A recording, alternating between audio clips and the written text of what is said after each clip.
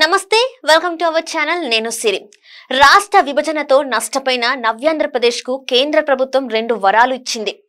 ఒకటి ప్రత్యేక హోదా, రెండోది Polavaram project. Special category status తో పారిశ్రామిక రంగం పోలవరంతో వ్యవసాయం అభివృద్ధి చెంది కొత్త రాష్ట్రం ఆర్థికంగా నిలదొక్కుంటుందని అంతా భావించారు. అయితే కేంద్రంలోని నరేంద్ర మోదీ సర్కారు ప్రత్యేక హోదాకి ఎగనామం పెట్టిన పోలవరం ప్రాజెక్ట్ కు జాతీయ హోదా ఇచ్చింది. అయితే జగన్ ముఖ్యమంత్రి అయ్యాక రాష్ట్రానికి వచ్చిన ఏకైక వరాన్ని శాపంగా మార్చేశారు. అసలు హోదా వస్తుందా? పోలవరం ఎప్పటికి పూర్తవుతుంది? ఎవరు పూర్తి చేయగలరు అనే విషయాలు తెలుసుకుందాం. అత్యధిక ఎంపీ సీట్లు ఇస్తే కేంద్రం మెడలు వంచి ప్రత్యేక హోదా తీసుకువస్తా అన్నారు జగన్ రెడ్డి. ఆయన మాటలు నమ్మి వైసీపీని భారీ మెజారిటీతో గెలిపించారు ఏపీ ప్రజలు. అధికారంలోకి వస్తూనే మాట తప్పి మడమ తిప్పి హోదాపై చేతులెత్తేశారు. కేంద్రం మెడలు వంచడం తర్వాత సంగతి. ఢిల్లీ పాలకులకు సాష్టాంగ నమస్కారం చేసి పూర్తిగా లొంగిపోయారు వైసీపీ పెద్దలు.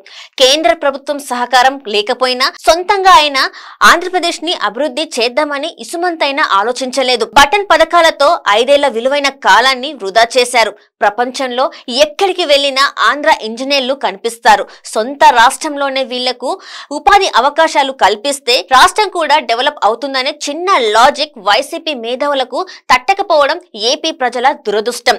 ప్రత్యేక హోదా రాలేదు, అభివృద్ధి అటకెక్కింది. కనీసం పోలవరం పూర్తయితే వ్యవసాయ రంగమైనా ఆదుకుంటుందని ఆశించిన వారికి నిరాశ మిగిలింది.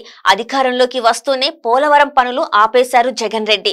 రివర్స్ టెండర్ పేరుతో అప్పటి వరకు పనిచేస్తున్న కాంట్రాక్టర్ ను తప్పించి కొత్త వాళ్లకు ప్రాజెక్ట్ పనులు అప్పగించారు.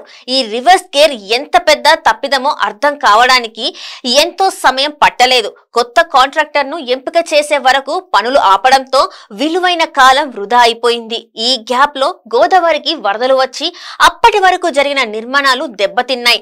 ప్రాజెక్ట్ పునాదులకు ఎంతో కీలకమైన డ్రయాంపర్ వాల్ డ్యామేజ్ అయ్యింది. జగన్ సర్కార్ అనాలోచిత నిర్ణయాలు, నిర్లక్ష్యం ఫలితంగా పోలవరం ప్రాజెక్ట్ నిర్మాణం ఎప్పటికి పూర్తవుతుందో చెప్పలేని పరిస్థితి.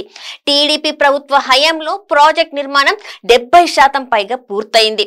ఇంకొక సంవత్సరం చంద్రబాబు సీఎం గా ఉంటే పోలవరం డ్యాం పూర్తయ్యేది. ఇంతలోనే వైసీపీ అధికారంలోకి రావడం, రివర్స్ టెండర్స్ తో రాజకీయాలకు తెర లేపడంతో ప్రాజెక్ట్ పనులు నిలిచిపోయాయి.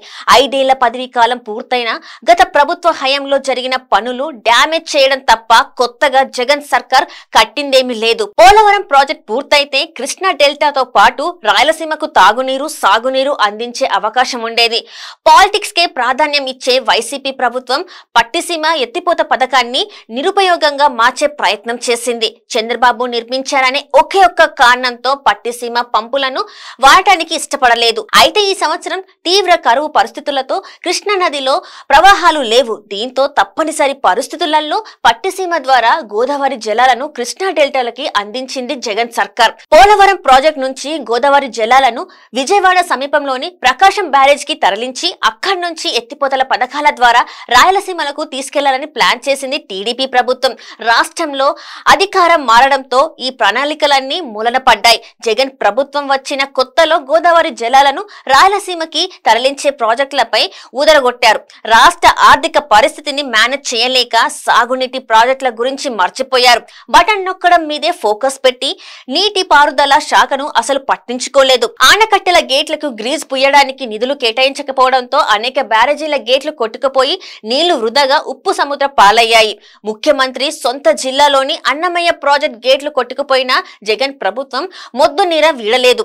ఫలితంగా గుండ్లకమ్మ ఆనకట్ట గేట్లు ఊడిపోవడం, తాండవ నది రిజర్వాయర్ గేట్లోకి లీకేజ్ వంటి ఘటనలతో విలువైన జలాలు వృధాగా పోతున్నాయి.